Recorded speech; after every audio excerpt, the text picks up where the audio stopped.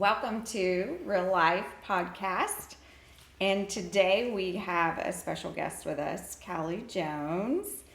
And tell us just a little bit about yourself. I know you were a teacher for many years, and then you shifted in careers, and now you are everywhere on my social media pages and many others in our area. But tell us a little bit about who you are and what you're doing right now. Well, thank you for having me. I appreciate it. I just turned 39, so a lot of life to live, but I've lived a lot of life. I taught elementary school for 14 years. I did fourth grade, second grade, and kindergarten for the last 5 years of my career. So learned a lot about myself and just children and change and everything education can throw at a person. And on the side, I was doing social media influencing, makeup, skincare, just kind of life in general.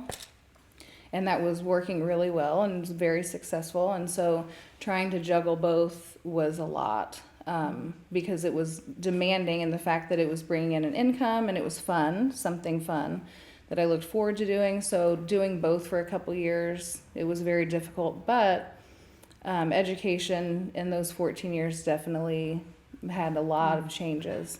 And so I told my husband, like, can I try to do this full time? What are your thoughts? I mean, that's a big risk. And he's like, I mean, you've done well with it. Who am I to hold you back? I fully support you. And it was a lot of conversations. It wasn't that easy.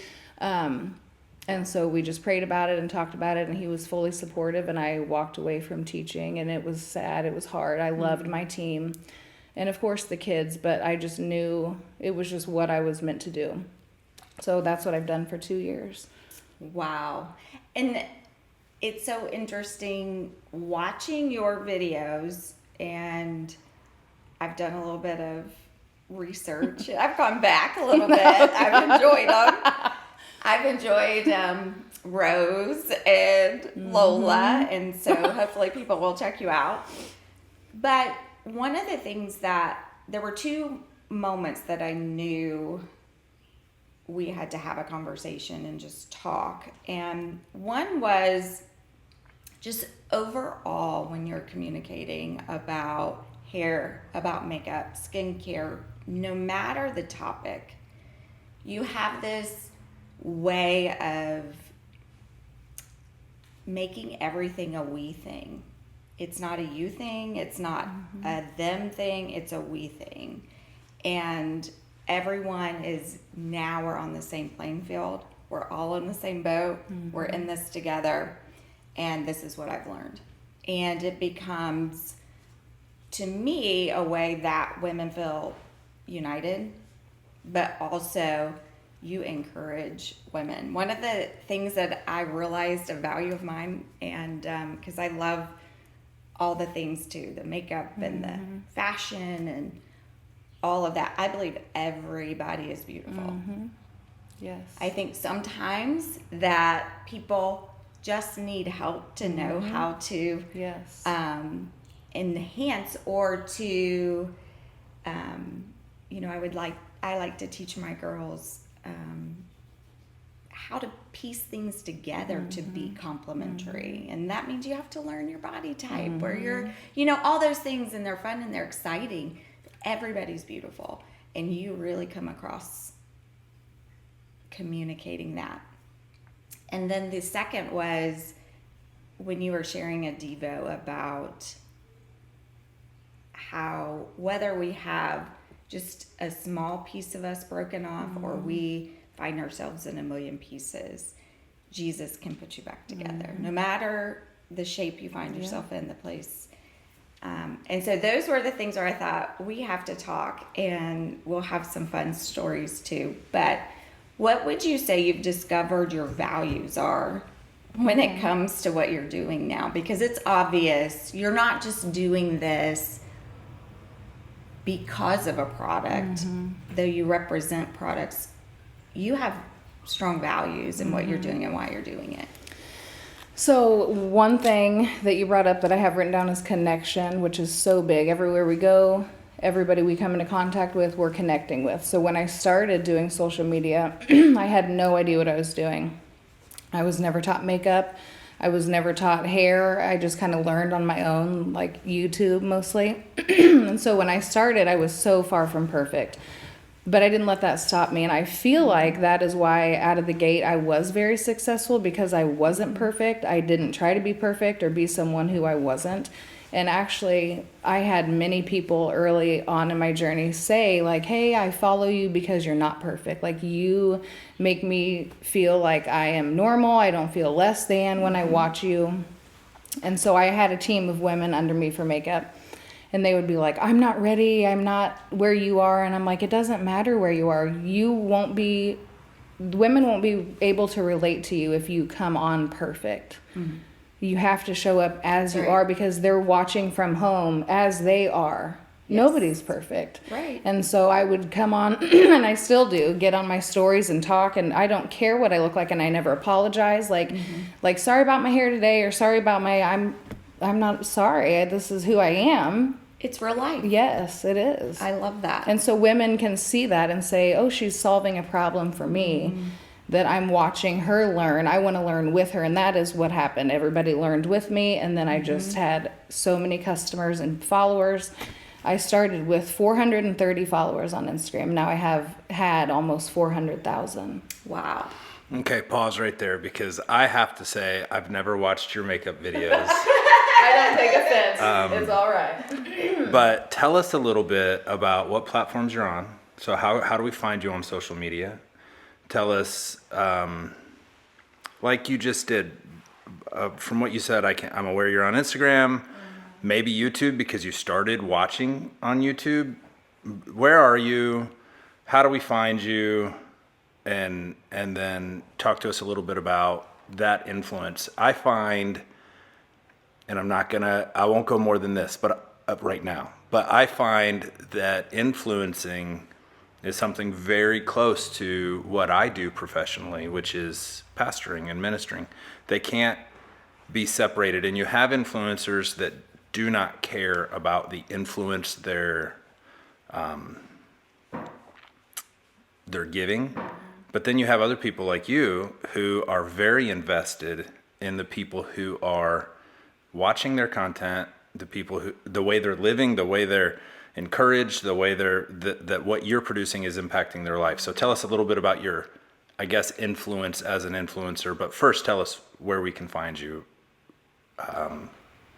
what your handle is, whatever. Right? I'm trying to think. So definitely Instagram and Facebook. Some TikTok, no YouTube. I would love to do that. It's just another thing. So definitely, mainly Instagram and then Facebook. I try to share all my videos to all the platforms. The algorithm is a whole nother story. Mm-hmm. Getting yourself out there. But as far as influencing, everybody always says like niche down. You need to be talking about a specific thing. And I don't feel like I've ever done that, which some people would think that's a horrible idea. You're not going to grow. And it's like, but if I get on my social media, I'm going to talk about what I want to talk about that day. I'm going to film the content I feel like filming, whether you're going to come to my page. That's also what a lot of people say. When I go to your page, I know what I'm going to get. I'm either going to be laughing or crying with you, or you're going to be talking about Jesus, or you're going to be showing skincare, family. Like, it's just kind of lifestyle. So I think I'm proud of myself for not putting myself in a box. And I think a lot of influencers are scared to share something or do something a little different, where it's like, that's kind of what's kept me growing and going. I'm not stuck. I'm not feeling like bored with it or like I need to get out of it. But if I were to put myself in a box and be like, I can't talk about God, or I can't talk about, like, I'll dance in my kitchen to like a rap song, and then I will share a word from the Bible. And that's just, I love it. That's just what I do. I do the same thing. I just don't put it on. I actually do have video. I do the you same dancing thing. and making bacon. All right? Usually, sometimes it's rap. Usually it's grunge. But it's whatever, you know. I'm we're a little 46, bit older. so I'm a bit older than you, and I do that. I love that. I appreciate that you bring to your viewers something real, something legitimate, something transparent, like that's an invitation. I think that might be that connecting thread between what you are doing and what lots of pastors and big and small churches around the world do. They give an invitation for people to walk with them in their imperfection. No one knows everything, right? And so, awesome. That's really cool. And it's so important, because if I were to get on and only share when I'm happy or life is good and thriving and, my videos are doing well and I'm happy, in life in general, that is so detrimental to the people watching, because That's right. they're just like, how is she just living this lush life? And I don't, like, I'll get on and bawl my eyes out and just say, this is what we're going through. Like, my mom had like a 68-day hospital stay.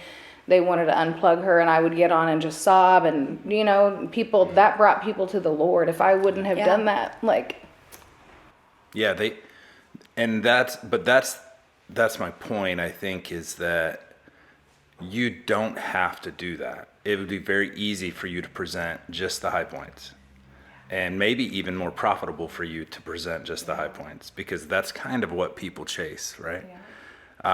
But when you show the nitty gritty of life and the things that are not as you wish they were, that really is a beautiful invitation for people to connect with you, but also to connect with what you're connected to. And like Instagram especially will block people from commenting like Lord, Jesus, God. Oh, wow. So people will screenshot it and message me and be like, I tried to leave you this comment so many times on this video, but it's saying it goes against guidelines. So it's just like crazy how I can upload a video of something and then upload a devotional video reading the Bible, and the views and the way that the other video is pushed out versus that one. And it's just like, that just makes me want to keep sharing about it, because it's maddening. It's so maddening. I bet. Isn't that sad? Do you find that, I think in our lives as well, but it's in the moments that I need Jesus the most. Oh, it's in the yes. moments that I feel the most vulnerable and not put together, not prepared, or to be honest, at the end of me, that Jesus becomes the most visible. And the reality of what we know is that people are drawn to Jesus, not really us, right? And that's the goal. But what you just communicated is, it's in the moments that people saw Jesus because I was at my worst. Yes. And people came to know Jesus because he's with us in every moment, in the joy, he's in the sorrow, he's in the grief. And we sometimes in the church world have an expectation that Jesus is going to remove what's going on. But the reality is Jesus walks through it with us, right? We want the victory of the Red Sea being parted. We want the fourth man in the fire with us, but we don't want to go through the sea and we don't want to go through the fire. But the reality is our faith, our walk with Jesus is about him walking through it with us. And so where would you say in your life you have a moment where your faith wasn't what you did, but it's who you are, and it became a moment of like no turning back? This is what Jesus is doing in me and through me, and it's forever different. I would say I look back and I remember being saved at around 8 years old, and just that overwhelming feeling of joy and memories. I have a horrible memory, so I do remember that, just of course the joy that comes with that. And then I would say probably college, when you're on your own. And my mom and dad divorced when I was a sophomore in high school, and things went from great to horrible. My dad had a patent, owned his own business that was patent infringement. Like he lost it all. They went bankrupt, they divorced. It was horrible. And so I kind of did my own thing, but I still was so drawn to the Lord and went to church sporadically. So I never have fully stepped away from God. But I'd say in my adult life, just like having a child and just wanting to show her, you know, life and the ups and downs and how, you know, graceful and faithful God is. Just like, that's just how I live my life every day. I love that. And she's so Oh, precious. she is a child of God. She is so precious. There's a moment in the Gospels where, and Christ does this often, he quotes the Psalms and he quotes the Proverbs, but he quotes this in rebuttal to some things the Pharisees are saying, and he says, the children of wisdom prove her true. And your daughter is like that with you. Like, that little girl, first off, is just gorgeous. But she'll come up to me on Sunday, she'll hug my neck, she'll talk to me and tell me what's going on, sometimes introduce friends she's brought. And so the job you've done as a parent, as a mom, is so clearly evident. Like, the living evidence of that is just her spirit and her heart and her love for people. She's very others focused, which that's She a really learned is. trait. Like, wow, she is just a lover. Yeah, she's wonderful. So Thank you. talk to us a little bit more about those years in college, just the formational aspects of them, what life was like, what you start. I know you were a teacher, so obviously you were probably going to college, getting your education degree, just prospects on life, thoughts on life, and significant things that developed during those years. Tell us a little bit about that.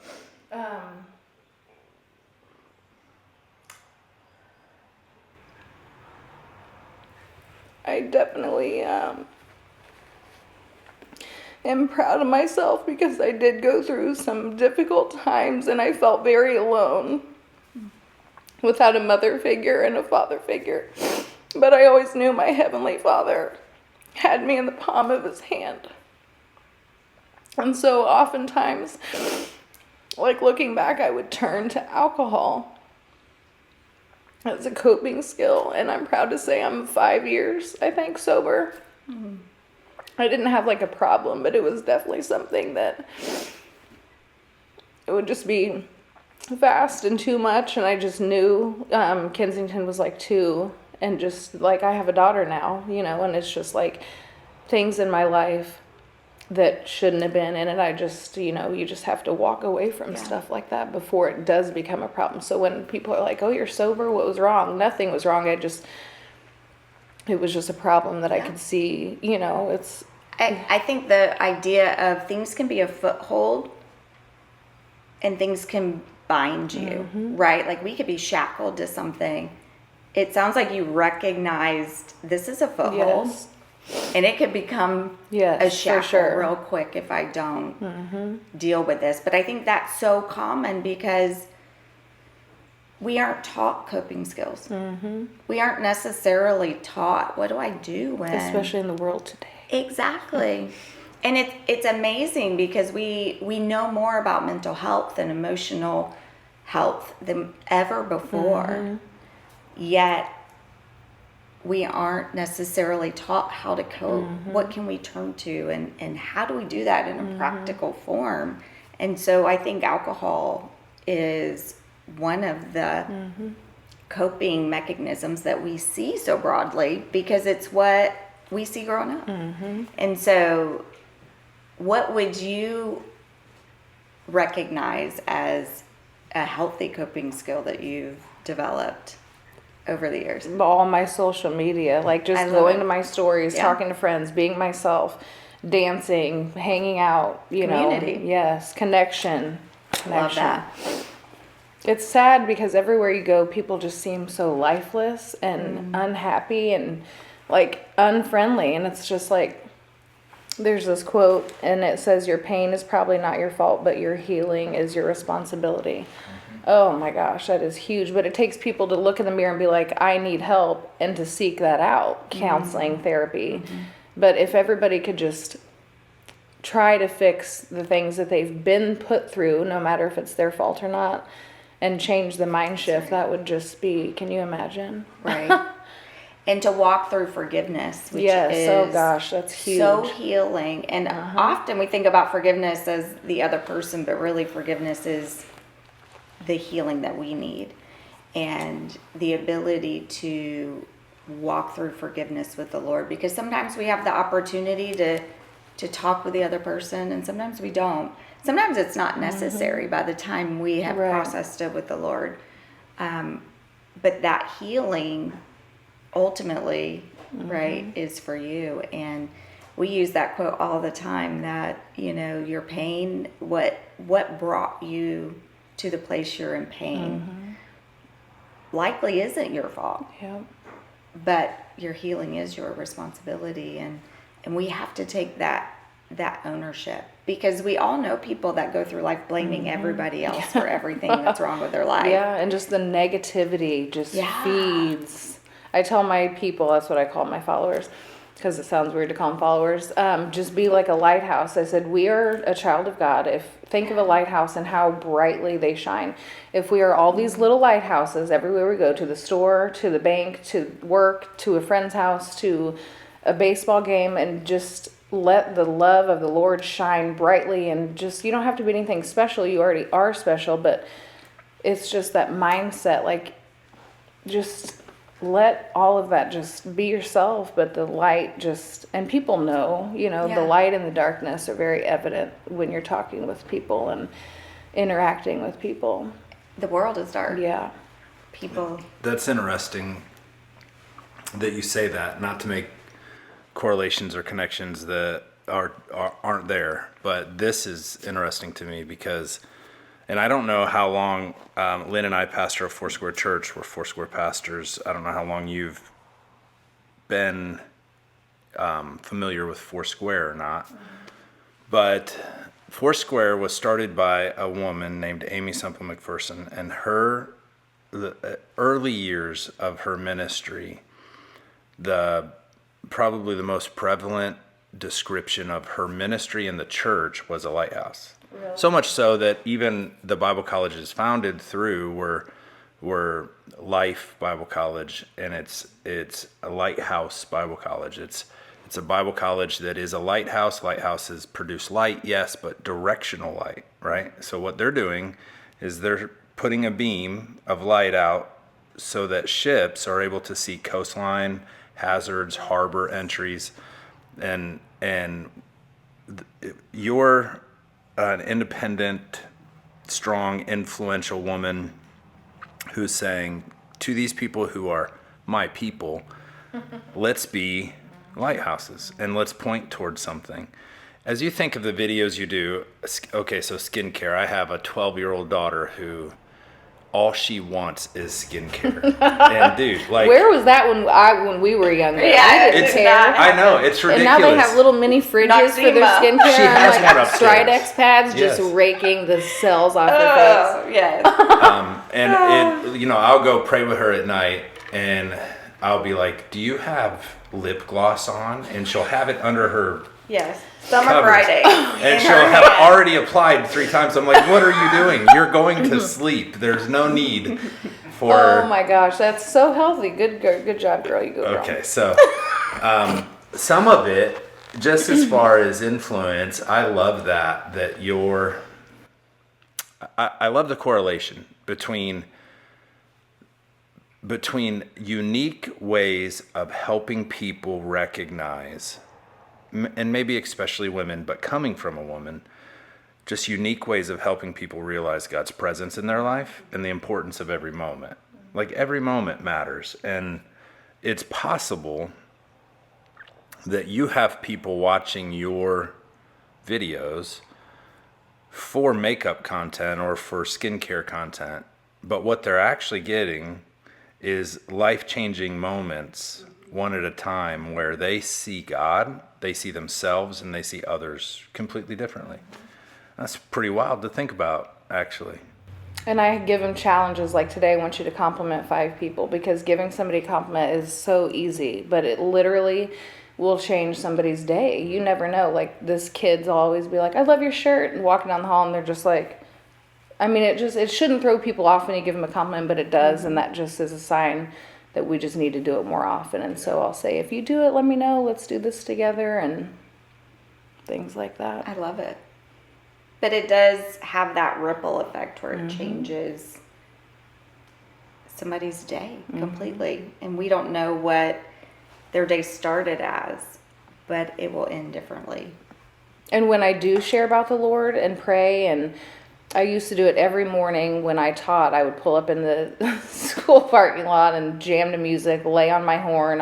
People were like, I heard you out there this morning. I'm like, I'm sorry. And so they would pull up next to me and just be like, don't ever put me on camera. It's just funny thinking back about that. But I would always pray, and people are like, how do you know what to say? And I'm like, I really don't. Sometimes the Lord would lay something, like I'd be ironing my clothes that morning, and something would, the Lord would lay something on my heart. Or I often would be like, where am I at? Like, let me take a breath. Where am I? Am I tired? Am I frustrated? Do I need peace? Do I need to read about forgiveness? So where am I? And a lot of people probably are also there, especially women my age. And so then that's what I would talk about. But every time I do that, somebody is like, that is exactly what I needed. And to be that vessel is just like. Do you think, okay, let's go back to this coping, because I think so often we cope because what you just communicated, this self-reflection, which requires you to be able to be honest with yourself and to be self-aware, can be terrifying for so many people. And it's easier just to cope than to walk through this process. What you just talked about is no small thing. And I think most people, even believers, avoid it at all costs. They're terrified of what they might see. And I think ultimately even afraid of what God might say, which tells you a lot as well, because we know that He is gracious and kind. And even when we find ourselves in a place we never thought we'd be, He is open-armed, ready to embrace. And so tell us a little bit more about this process of discovery, because that's what you're doing. You're asking the Lord, I feel something. I don't know what it is, but I need to know. I definitely think a clear mind is so important. So like you said, get anything out of the mind, out of your life, your daily routines that is hindering that. I feel like that's so important, because those things that you're turning to are taking the time and the mind space, mental space that you will need to sit and be like, okay, how am I feeling today? So I feel like that's huge, just getting rid of anything that's hindering that. And I feel like people assume and dread things like that because it seems like a big deal, but when you start doing it and do it a little bit each day, it's not that scary. Right. I mean, it's really not that, I don't know, I just feel like it's not that big of a deal. But if you would ask me that years ago, it's like, don't, like I remember just family members, how you doing? You're fine, great, just loving life. Now it's like, I really am. Yeah. But that's my focus also, Right. Because they, would say, don't go looking for monsters. Don't go looking for the boogeyman, right? Like, and that can feel kind of like what you're doing. You're looking for something. But the reality is, it's there. It's living. Yeah. It's and producing the Lord something, sees it all. right? You just preached on that. We are trying to hide something from somebody that sees it all. He already knows. Exactly. He already knows tomorrow, and it's just silly of us. It's an important topic that you guys are kind of opening up, because it's self-assessment is the same as self-reflection. Self-reflection leads us to a moment of being able to assess, where am I? What do I need? It's important for personal, just individually myself, it's important to do that. But then we open up the areas of relationship. We talk about marriage, we talk about children. Being able to be honest and to self-assess, this is where I'm at, I'm struggling. I feel this way? Why do I feel this way, right? And then the aspect of coping for probably centuries, the American church at least has viewed coping mechanisms as a bad thing. Like, you need coping skills, like you need a coping mechanism. Well, if you would just be better or do better or be more filled with the Holy Spirit, you wouldn't need those things. Now, coping skills are necessary in every avenue of life and for every person. But getting to the place where we're able to self-assess and then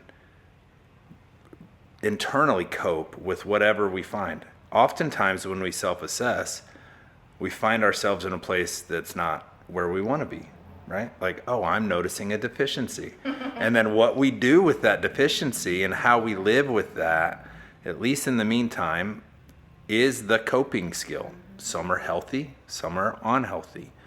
And I think that what you're exempling and communicating is this ability to step outside of self, to include the Lord in saying, show me where I'm at, show me how I'm feeling. I know how I'm feeling, or that's probably true for you. I don't know that that's necessarily true for everybody. I spent years not necessarily knowing why or how I'm feeling.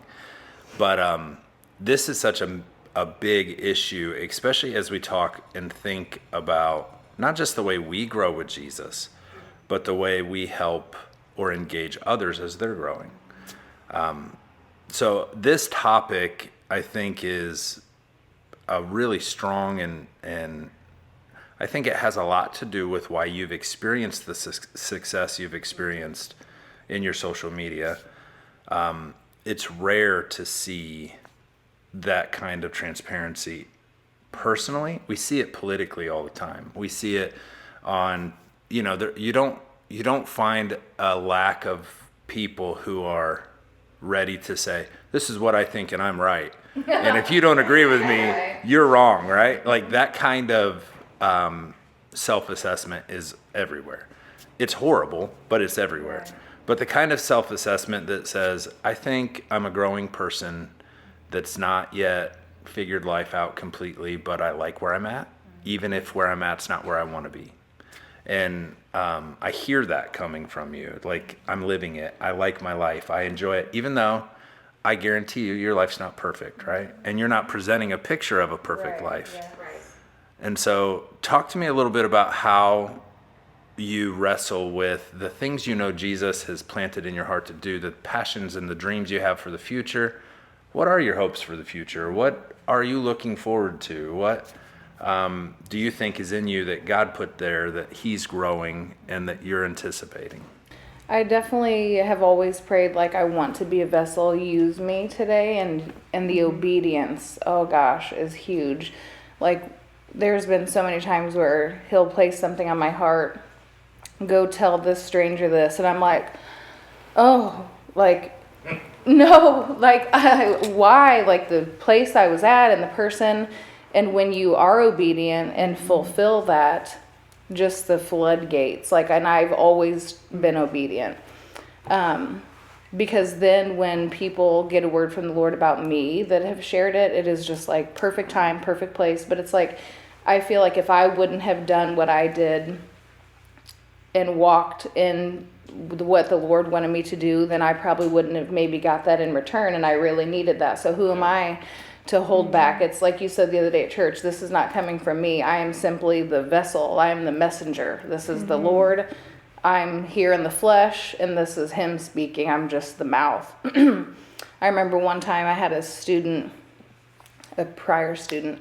I saw him at the gym, and his mom had recently tragically passed, and the Lord, I'm on the stair stepper, and I'm like, go pray for him. I'm like, oh my gosh, no, I'm not going to do that in the gym. I'm going to be bawling my eyes out like the poor kid. And I did. And I went over there, and he was just like, okay, that's fine. I'm like, can I pray for you? And just knowing like who I am and what I have to share.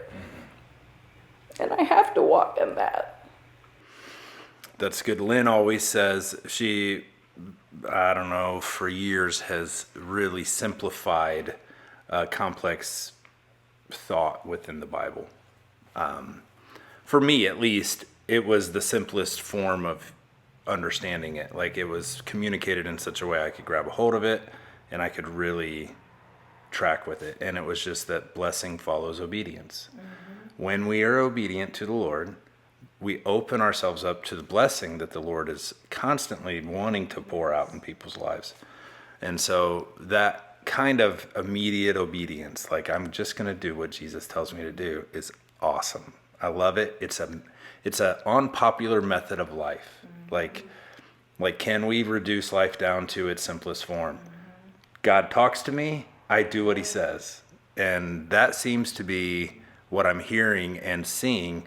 Again, I was not familiar. Apparently, you're like a huge deal in the makeup world. Seeing and that, I just don't travel those I'm really waters not. often. The numbers, But- people see the number and literally will be like, you're famous. And I'm like, oh my gosh, I'm not at all. Like, I mean, that's a lot of people, but I just don't feel like that. Yeah, But no. I would see people with a following like that before my pages blew up, and I'd be like, and like people will see me in church. Megan, this lady who's new to Foursquare, it's her new home church now, like recently. She was like, okay, Callie, I know you. You don't know me. I've followed you for years. I had no idea you were this local to me. I saw you last Sunday. I was too scared to speak to you. And I'm just like, oh my gosh, don't ever. I'm like hugging her. That's and awesome. But you see people. You don't see the No, number. never. You don't see you see people. And I think God, the gift of influence is a gift. It's a God-given gift. Not everyone has that gift. But God gives those gifts to people that see people. Because Jesus saw people. Mm-hmm. He didn't see a crowd, he saw people. He saw need. He saw the encouragement that they needed. And that's the difference, right? That's what is the game changer. And so I'm not surprised at all, to hear that. And beyond the obvious of you being a stunning woman, you're a leader. Women will follow you. Mm-hmm. And there's a boldness and a confidence that you hold, but you also give. Mm-hmm. And that's a beautiful thing. And that's all the Lord. People ask me all the time, how are you so confident? And that's a question that's hard for me to answer. I've never really cared what people thought, and that probably sounds bad, but I'm just like, wear the shorts, wear the swimsuit, take the pictures with your children. Like, it's so hard for me when I hear women and friends like, you're at a birthday party and I'm snapping pics. And I'm like, y'all talk crap about me taking all the pictures. When somebody dies around here, I'm the first person you're going to come to for those photo poster boards. So right. I'm taking pictures, I'm taking videos, I'm snapping pictures all the time. And just to hear them say, like, don't get me in it. And it's like, you can't live like that. Life is so short. Scroll Facebook. Look at all the people committing suicide. Children dying when freak accidents. Like, you have to live every day like it's your last. Yeah. And I really feel like I try to do that because I see things all the time. And I'm like, I mean, I know you can't help things and the Lord's always working and his will be done. But, like, I will do my best while I'm here to be confident. And I don't know. That's hard for a lot of women. Yeah. Oh my gosh, it's sad. And women with daughters. I think to help our daughters know who they are and to know they're a child of God and they are made in his image. And we aren't all supposed to look alike or be alike. We are to be uniquely how he designed us to be. And that has been such a forefront in raising our girls. And one of the things I remember praying from the time I knew I was having a girl was that she would be able to handle herself on the basketball court and turn around and put on some lipstick. And I believe my girls are that way, but you are definitely that way. My dad did always say I had 2 daughters, but I also had 2 sons because you would go to prom one weekend, and the next you're full camo spraying deer pee on you, going hunting in the tree stand in the woods. And I'm like, that is very true, Dad. I love And I'm still this. like that. I love that. And I grew up in the South, and I will never forget, Mark had a terrible accident, and we were driving down to Peachtree. They were transferring him, and I had to go shower, and I come, wet hair, no makeup. I just want to get to the hospital, and my family saying, wait a minute, you got to go, get ready before we're going to go. And it's a very Southern thing. Like my dad today will still say, we'll walk out the door, where's your lipstick? Right? Like you got to put your lipstick on. And it's just that kind of Southern thing, right? But I love the freedom of going out and about, and I don't have makeup on regularly because it's not all that we are. And people may not recognize you without makeup, Or say, are you or sick? when you're out working. I know, right? No, I feel you great. You look tired. Oh, And that does happen all the time. but okay, right? Like it is real life, and I want my girls to know they don't have to always have makeup on. They don't always have to be what we sometimes can pressure women to be. Or And they feel it from like commercials Yes. and TV reality shows. Like in the influencer world I'm in with Kensington, I was like, ooh, she sees me do my makeup like twice a day. My hair, my office is filled with things that make you feel beautiful. And so she knows all the time. I ask her, does makeup make you feel beautiful? And she'll be like, nope, your heart does, and how you treat people. Because I'm right. like, I'll be darned if she's raised thinking this is just what mommy does, this is my job. And so I have made it a priority.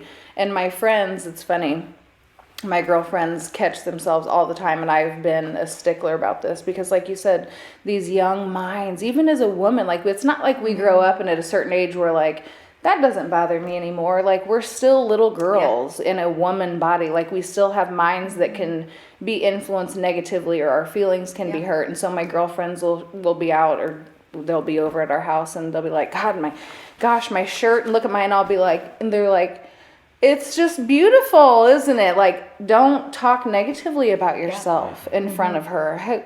And they are just like, I feel so good today. And I'm like over there like, yes, thank you. You can't say We would never talk to a person as harshly as we can talk to our body.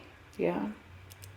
And I think sometimes when we think about us being made in the image of God, we think of that just being our soul.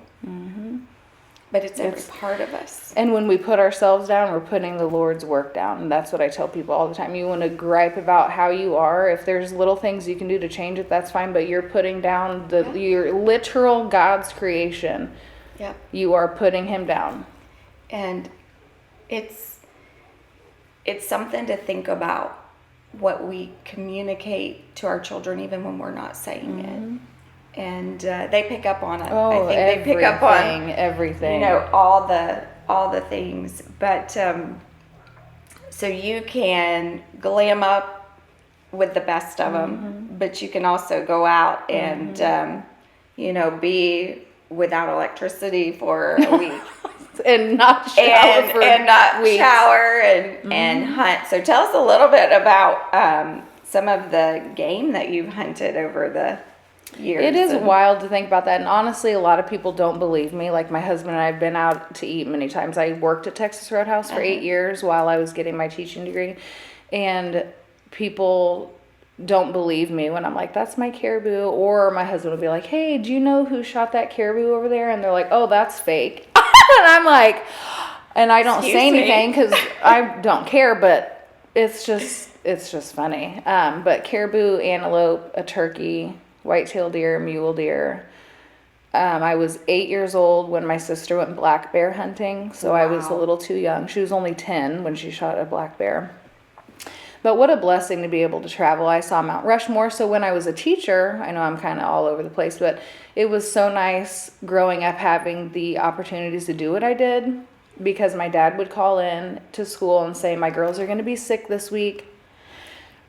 we'll be back next week. And they'd be like, oh, good luck. We hope you feel better, because the principal knew. And my dad always said, like, my girls are learning so much more on this road trip, because we never flew anywhere. We would drive, than they are going to out of a textbook. I like your dad. So then as a teacher, I would be teaching 4th grade, and I'm like, okay, Mount Rushmore. I'm like, oh, and I would go get the pictures of me at Mount Rushmore, and they're like, that's you? And I'm like, yes, I know.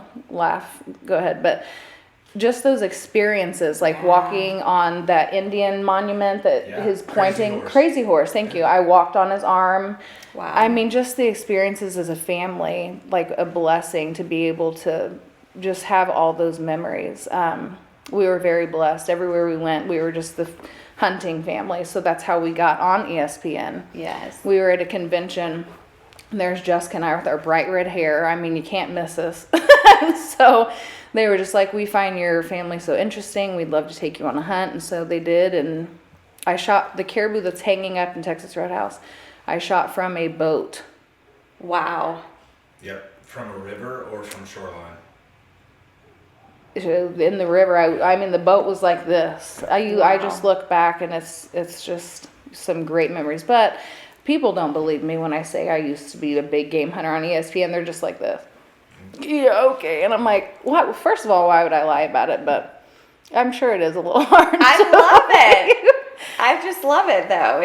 It's both worlds coming together. Yeah. And I think it's inspiring for young women with different interests. Yes. And yet being able to put on the prom dress and the lipstick and all of it all at the same time. And I know I'm going to get my picture taken with a caribou next time I'm in next Texas time we Roadhouse. go there. I know exactly where I'm going. Together and right in front of the caribou. Great. That's awesome. Mark dreams of getting a bear. Yeah. In fact, he says when he's old and it's his time to go be with Jesus. So I did hunt, and mainly deer and turkey, but I've also done some pheasant and some fowl hunting. But like I said, most of it, where I grew up in Ohio, I should say where my mom's family and my cousins on that side grew up in Ohio, none of them were tagging a deer. They were just, they were harvesting. Right, in many ways. Many ways. And But so you I did had some of planned that. a big game Yeah. hunting trip, and COVID happened and kind of derailed it. And it's been something that you wanted to take. Yeah, I want to get a bear. Now, I'll tell you, which if you're, and not to put you on the spot, because there's all different kinds of avenues and segues when it comes to hunting. I'm a gun guy, so I like guns and I like shooting guns, and I do enjoy hunting. I don't find that I have a lot of time for those things anymore, but like I said, I'm a gun guy. So I've got the guns that I want to shoot the bear with, right? And they're all close range, that's man. step I want to one. be, Right. I want to be You're not gonna close. do it with your bare Yeah, hands, not gonna maybe do it with you my are. bare hands.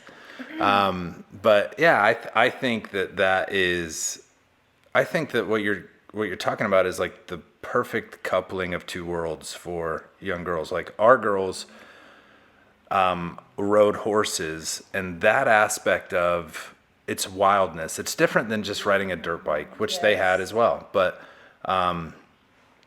you're dealing with some aspect of uncontrollable things. Like a horse, you can control it, you can bridle it. It's a living animal that's going to do what it wants and may do things unexpectedly, right? And so seeing our girls, I can remember Bella getting thrown off a horse. I was certain. I mean, she landed right on her shoulder. I was certain, broken collarbone. She jumps up and she's yelling at this horse, and she smacks it and she jumps right back on it. And I'm like, I'm proud of that. I'm proud of the fact that she is a girl who's into makeup, who's into girly things, but also into some aspect of wildness. And I think that's really cool. So when I think of you hunting, that was a family thing you did, but it incubated some aspect of wilderness and wildness in you, which is really important. it's relegated to boys, and it's not. It's needed for marriage. It's needed. I'm pretty Totally. sure. You married into a marriage that's necessary. Yeah, sure. it's kind of like going into the wilderness. Yeah. You got to tame you, just a little bit, where you still feel wild, but really. So you're like the horse. This is not the first time I've heard that. Various different kinds of that's great. horses, but yeah, I think that Lola is dying this year. Maybe we've got a guy in the church, Scott and Lynn Candid, who have some property. Where do they live? I can't remember. They're out in the country, Macon. And Lola's dying to go on a turkey hunt, so maybe She this is, year. Yes. So, are you a hunter with a gun? Yes, gun. Okay, yeah. gun. Yeah. Yeah. I would love shoot bows, but I never did bow hunt. Yeah, I never did either. I always. He's so stoked. I can Most see of the it. deer that he I is. got, I shot with high-powered rifle, which where I was at was illegal to shoot with. Shotgun only. And so, like, Illinois is flat as can be. So you can use it. You have shotgun season, you have black powder Right. season. They're allowing now some non-necked cartridges that are high-powered rifles. So as long as it's not necked down, you can shoot with it. You can hunt with it. And I grew up Crazy in how the South things where have every changed. granny had a gun Oh, by yeah. the door. In and the it was South, they do loaded whatever and they it's- want, Yeah, right? you don't They're- have any of these rules. Right. I'm like, what in the world? Like, you just go for it. You grab your gun, but you don't touch snakes. And y'all, you Yankees play with snakes. You don't do that down south. No, they're poisonous down there. I would still play with them down there. Oh gosh, But- not the poisonous. Yeah. So. Well, that's Callie, interesting. thank you for sharing today. I think you brought some important topics to the table that people can talk to each other about, but also I think examine themselves with. I think that is super important, and we'll make sure we have information tagged for anyone that would want to follow you. I know that's not why you came. Right. And we asked you to come and share, but I think a lot of people are going to want to follow you as well, and that's exciting. And hopefully there will be more that we can talk about in the future. This has been fun. It I have has a been feeling fun. we Thank just you. touched the surface of stories that we could talk about for sure. Thank So, you. I will say, if you ever decide to branch into men's skincare, I'd be willing to. It's really the Guinea same pig. both ways. Same thing, huh? I don't know. For years I think you just gained a follower. I couldn't do lotion. I don't do lotion because I don't like the feel of it. It's greasy or it feels. But Lynn bought this shower stuff, this oil that you just squirt on yourself, and then you don't need lotion. You just go the That's rest of the good. day. It's a step one. It is. She says And not now to he's put it on asking my about face, skincare. but That's I put a it big everywhere, step. all over my face. He would everywhere. put fragrance lotion Oh, on my his- husband does that too. Yeah, just I'm all like, over. do you know how many products are sitting in front of you? You know, like he would Exactly. So I don't have it now. I have no just clue. have stuff that he can put anywhere and it's okay. But like the 4-in-1 Yeah. face, Shampoo, hair. body I'm wash. like, that is such a lie. That is not working for 3 out of those 4 spots. I guarantee it. That is marketing 101, and you're falling for it. I love it. Have I not love taught it. you anything? I went to the store. Lynn told me this is years ago. She said she sent me. It was like the Target or something, and I came back with the largest bottles of Suave you've ever found Oh in your life. my gosh. They do 3 things. I'm like, I saved so much money. I was so proud of myself, and she's like, take this to Goodwill. We're never using this. And I'm like, I don't understand. Oh, that is so funny. See, I Like, I thought told you. Suave was a good brand name. Like, When we were come like on. 2. Yeah. Exactly. That was the best. Like, do you know how much my hair costs to get done? And you Oh, will undo gosh. it with that $1.50 bottle of Suave. That is great. It was 3 in 1 too. It was like conditioner, shampoo, and body wash. Yeah. I'm like, this is a deal. Everything needs something a little different, so that is literally a lie. That's funny. Wow, Callie, thank you for coming. I think we could keep going and keep people entertained for a little while. But thank you for You're coming. so welcome. Thank you. We'll have you again for sure. Yeah, Maybe definitely. a tutorial next time. Again, need for your the men yeah. in the room. Yeah, for sure. All right. For sure. Thank you.